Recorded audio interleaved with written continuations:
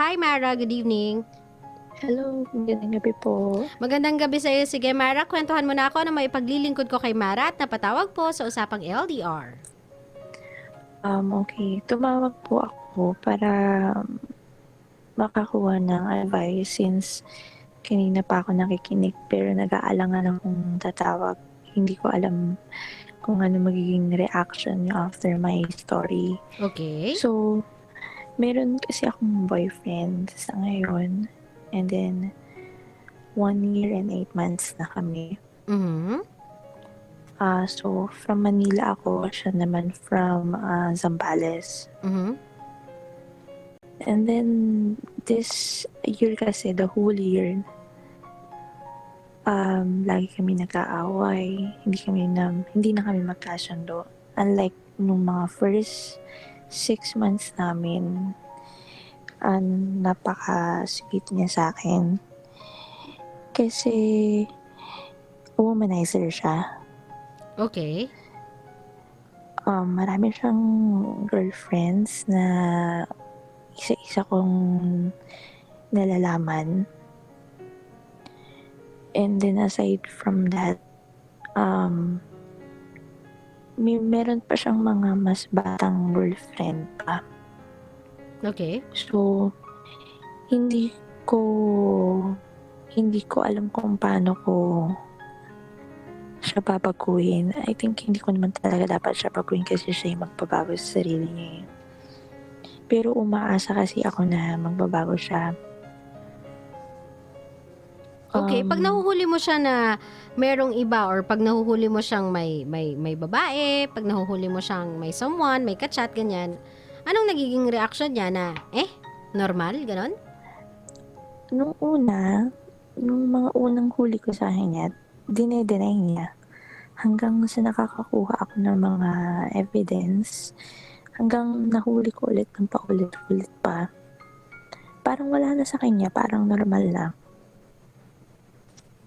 Okay, so this is the point wherein he doesn't mind if mauuli mo siya o hindi. He doesn't mind if masasaktan ka niya o hindi. Ganun ba? Yes po. Tama. Okay.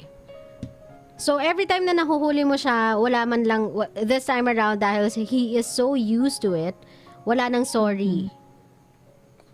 Hindi na siya nagso-sorry. Tsaka sinasabi niya sa akin na, oo, babaero siya. Nasa sa akin na lang kung paano ko tatanggapin. Oh, wow. Puging-pugi And then, naman pala. dapat daw intindihin ko siya kung mahal ko daw siya. Okay. Medyo makapal yung mukha, but sige, okay. As a boyfriend, how is he? Aside from this, him being a womanizer, able naman ba siya na mag-perform as a boyfriend? Like, for example, yung obligations niya with you, emotionally being there for you, supporting you, going on dates with you, remembering your special days together. Able naman siyang gawin yung mga yon o hindi? Hindi na. Dati oo.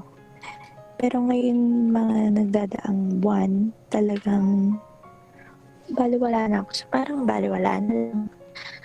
Parang go with the flow na lang siya. Okay. Why are you still staying with this person? Kumbaga, Mara, I mean, is he Umaasa that, kasi ako na magbabago pa siya na Mara, sakali. o kaya lang kasi yung binitawan niyang salita, Mara, I'm so sorry for I keep on cutting you, but then again, yung sinasabi niya kasi, Mara, yung mga binibitawan niya kasing salita is, you have to get used to it eh. It's him telling you na, ito talaga ako eh. It's either you take me for how monstrous I am, or you go. So, wala ate yung hinihiling mo na nakikita niyang kamalian yung ginagawa niya. He is seeing yung pangangaliwa niya or yung pagiging womanizer niya as something normal for him. He doesn't see it as a sin. Hindi niya yung nakikita as kasalanan sa'yo or nakakapanakit sa'yo. Nakikita niya yon as a normal trait ng pagkatao niya that you need to accept. Kasi magbabago ka lang, Mara, if you think na And if you realize na mali yung ginagawa mo na may mali sa'yo na may mali sa ways mo or sa belief mo, that's the time when magbabago ka. Pero if you are seeing your ways as normal, if you are seeing your ways as a part of who you are, bakit mo babaguhin yon kung nakikita mo siya as part of who you are? Naiintindihan mo ko, love? Oo, naiintindihan ko. May point, may time din kasi na sabi ko tama na siguro yun. Ginagawa niya sa akin. Iniisip ko na lang makipag-break. Tapos maya-maya, parang mababago na naman yung isip ko na wag na lang. Parang hindi ko na naman kaya. Yung pabago-bago yung isip ko kung ano magiging decision ko talaga. Okay. So, tumawag ka sa akin for what reason, love? Kung paano ko siya i-approach ng separation, ganun. Simple lang. Break na tayo. Kailangan ko pa bang explain? No, you don't. I'm sure he can see it coming. I'm sure oras na lang yung binibilang niya. Alam niya na yan. Araw na lang yung binibilang niya. He is long ready for it. He doesn't even care. Yun nga yung gusto ko pa-realize sa'yo, Mara. He doesn't even care. If you leave him or if you'll stay. Wala siyang pakialam. I'm so sorry, love, but you are one of the girls sa gallery niya Unfortunately, hindi na ikaw yung flavor of the month ni BF. Okay. Minsan kasi last week nagkausap kami. And then, sabi niya, nasasakal na siya sa akin. Ang kulit-kulit ko daw. Ate, wag mong isipin na kasalanan mo pa to, Mara. Whatever, I'm sure whatever it is you're doing para masabi niya yung mga yan, you are doing because you've caught him constantly and repeatedly committing cheating. Kumbaga, ilang beses mo na siyang nahuling nag-cheat Of course, but of course, it will change the way mong pakitunguhan yung tao, the way mong magtanong. It will be more of investigative. Tas lagi ka nang magdududa, lagi ka nang may doubt. Inevitable yun sa'yo kasi ilang beses mo na siyang nahuhuli and I'm sure the reason why you are what he says you are. Dahil lang din sa ginagawa niya. So don't you ever think na may mali pa sa'yo. Don't you ever think na ikaw pa yata yung dahilan kung bakit kayo nagbe-break. And don't you ever listen. I'm so sorry, Mara. Sa gagong yan. Ang kapal na mukha niya kamo. Sabihin mo sa kanya sa text mo, uy, tumawag ko kay DJ Lala. Sabi ni DJ Lala, pakakapal na mukha mo. Kasi wala talaga ako ibang masabi sa kakapalan na mukha niya.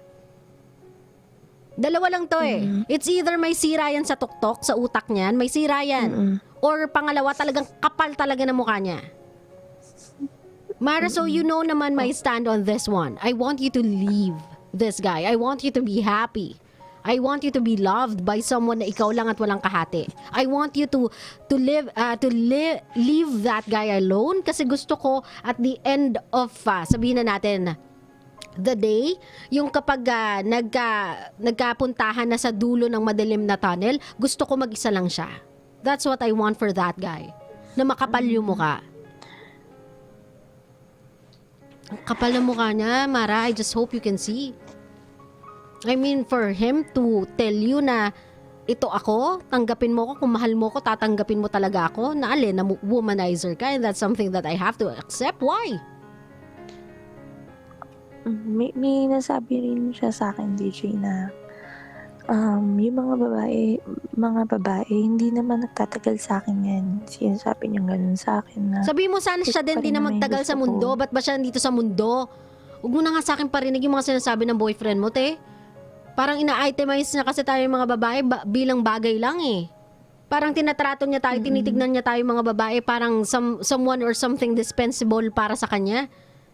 I don't even know how guwapo that guy is. Pero even if he is, ang kapal na mukha niya. Sobrang kakapalan na mukha niyan, te. Sikat ba yan? Sobrang sinasamba ba yan na madami? Yung tipong pag dumaan ba yan, naglilingunan lahat? Diyos ko, Lord. Baka pag dumaan yan sa harapan ko, langaw lang humabol dyan Oo. And then DJ, yung mga first year kasi namin, nakakapagbigay ako sa kanya ng financial support. Then, nung netong taon na, medyo naglaylo yung pagbibigay ko sa kanya. Unti-unti siyang nagbabago. Love, ganito na, Mara. I don't wanna hear anything more. Not because I don't wanna hear your story, but because I've heard enough. I don't want you to put yourself even more low sa storyang to. I thought wala nang mas bababa pa dun sa tinatanggap mo na womanizer yung boyfriend mo eh. But you giving him financial support, ang kapal-kapal na muka, puging-pugi sa sarili, wala palang sariling pambili ng mga gamit niya, ang kapal na mukha ng lalaking yan. Woohoo! Diba? Magyabang ka, mag-angas ka, kung meron kang panggasto sa sarili mo at hindi ka nang hihingi sa jowa mo, apparently, yung boyfriend mo, lahat ng negative, sinalo.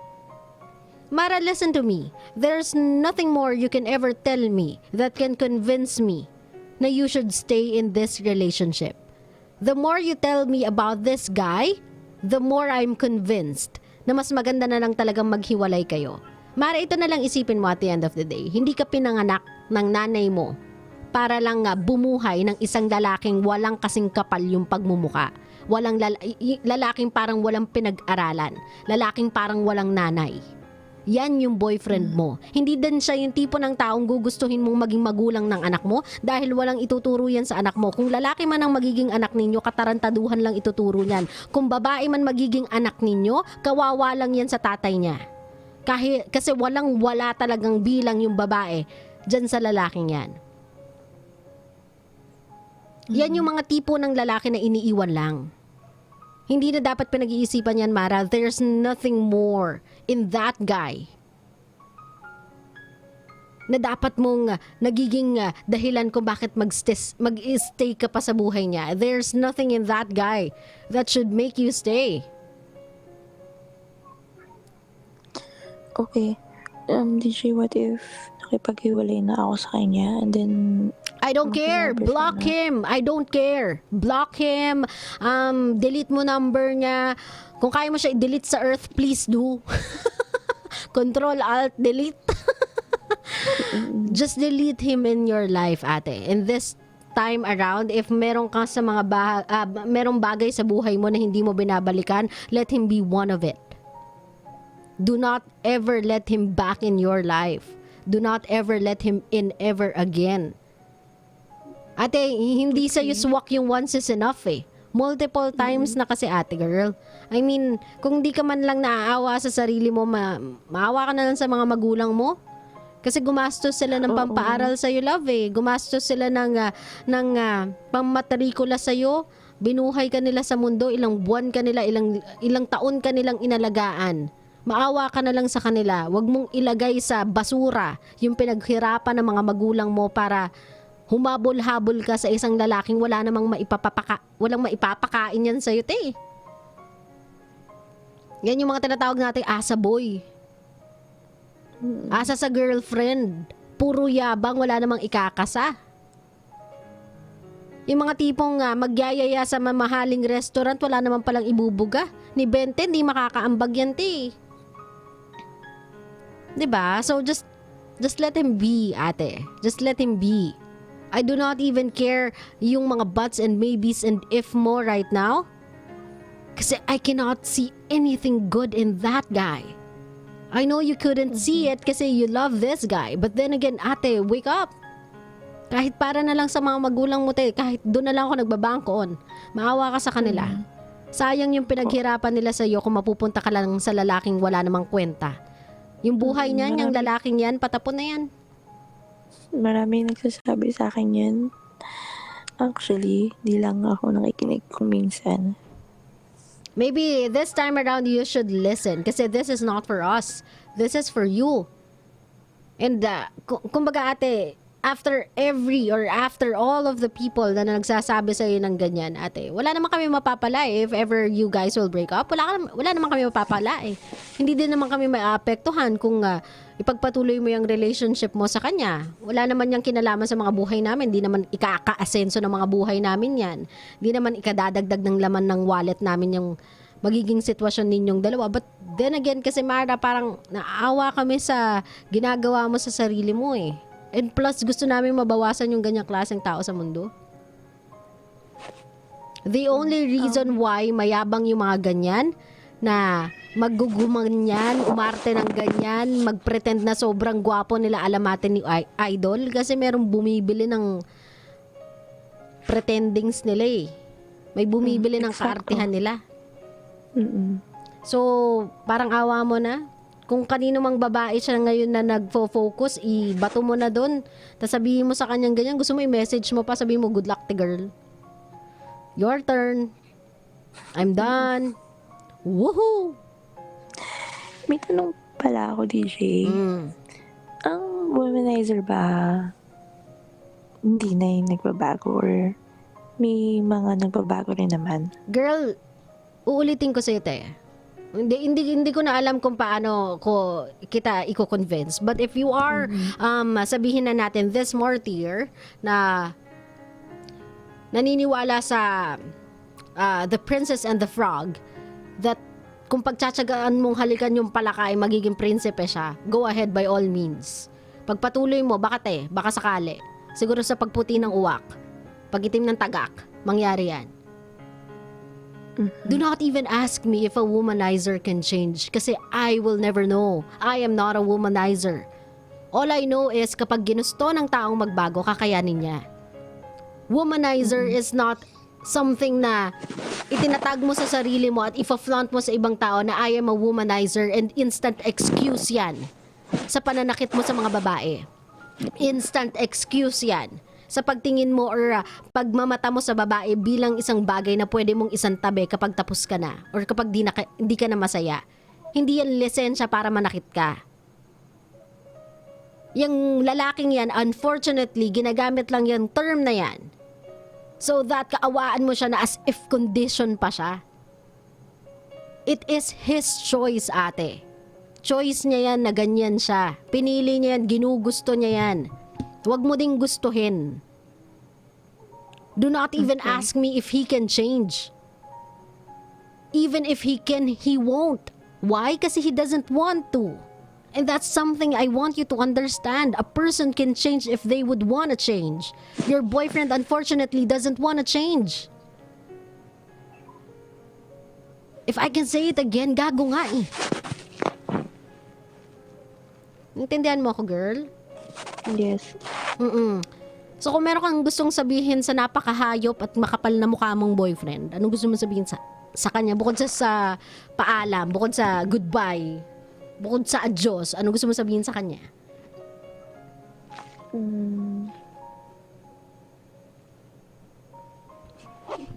DJ, kasi ang dami kong gusto pang sabihin sa kanya na goodbye message. Ano, may mga I love you pa, ate? Hindi ko alam kung paano ko sisimulan.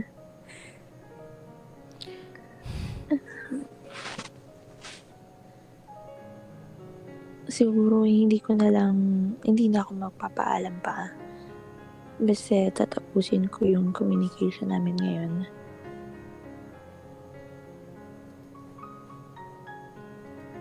Okay. Yun lang. Dahil ganito, no, I don't know kung ano yung mga plano mo sa buhay mo, but do not create a drama out of this one. Huwag mo nang gawing drama. Huwag mo nang gawing dramatic goodbye. If I were you, he doesn't deserve that. And even if you do, he won't even read that. And even if he does, he won't even take time to understand. Ganon ka ba to ang boyfriend mo, ate girl? Ganon kakapal yung mukha niya at ganon siya walang kapake sa'yo. I'm so sorry. Dahil I have to be that person who'll tell you that, pero yun yung katotohanan. Na kahit gaano kahaba yung ilagay mo dyan, kahit sinin niya yan, hindi lahat ng binabasa iniintindi. Tandaan mo yan. Lalo na if you are just saying goodbye. Kaya if you're just gonna say goodbye, cut mo na lang. Tapos na tayo. Delete. Tapos na lahat. Wala na explanation. Why? Para saan pa? Pag-iisipan mo kung paano mo i-compose yung letter na yon, pag-iisipan mo kung paano mo i-compose yung long message na yon. Tapos ang gagawin niya lang, sinong napahiya at the end of the day? Hanggang sa dulo, ikaw pa din. So, wag mo ipahiya yung sarili mo ng ganyan. Huwag mo siyang bigyan ng pagkakataon to hurt you even more. Just leave, ate. Just cut the relationship and then leave. He doesn't deserve your explanation, and he doesn't deserve a formal goodbye. He is not the type of person na deserving of it. Intindihan mo ko? Yes po. Maraming salamat, Mara. Thank you. Iba ka ta. Thank you. Sana next time, te, matuto ka na ha. Wag ganyan. Pag tinotolerate yung mga lalaking ganyan, Diyos ko, lalo silang napupugian sa mga sarili nila. Kapag dumaan yan dito sa MBC, ramin ko talaga yung batuta ng gwardiya, ampas ko sa mukha niya. Sige, maraming salamat, Mara. Ingat ka lagi. Diyos ko, nakakaloka. Ang pogi mo, ya. Alam mo, pag nakaharap ko tong lalaking to, ay, nako. Ay! I don't know. Dude, grabe. Grabe yung pogi mo, no? Sa paningin mo. Iba ka, kuya. I have never imagined myself being with a person like you. And even if mangyari yon in the future na makakilala ako ng lalaking katulad mo, hindi siguro ko iyak. I'll just smile or even laugh. Matatawa na lang siguro ako. Kasi grabe, ang taas ng tingin mo sa sarili mo, no? Gwapong-gwapo ka sa sarili mo at ang lakas ng loob mong sabihing womanizer ka. Tapos yung budget mo kukunin mo sa girlfriend mo. Grabe. What is ego? No? What is pride? Anyway, highway sa mga ganitong klaseng lalaki, I just hope, kuya, one day, magising ka, mag-isa ka na lang. And I just hope hindi ka magkaroon ever again ng asawa. And I just hope hindi ka bigyan ng anak. Not for anything else, kuya, but if ikaw ang magiging magulang, ako ang magiging anak, ay nako, babalik na lang po ako sa sinapupunan ng nanay ko. No, thank you. Kasi anong ituturo mo sa anak mo? Kung paano ka naglaro ng babae? Kung paano mo tinignan yung babae na parang basahan lang, na parang bagay lang, na kapag sawa ka na, itatabi mo na? Kung paano mo pinaglaruan yung mga babae around you, making them believe that being a womanizer is a condition you cannot control? Who are you kidding? Diba? Unfortunately, marami ka pala nga na naluloko. Marami ka nga pala na uuto. Pero kuya, I just hope one day makahanap ka ng katapat mo. I just hope one day mahanap mo yung one true love mo. Sana makaharap mo siya. Sana maging kayo. Tapos sana habulin ka ng mga babaeng niloko mo. Tapos sana iwan ka ng one true love mo. I hope that day happens. That will be your greatest karma. Na kung kailan nagseryoso ka na, tingin nila sa'yo playboy pa.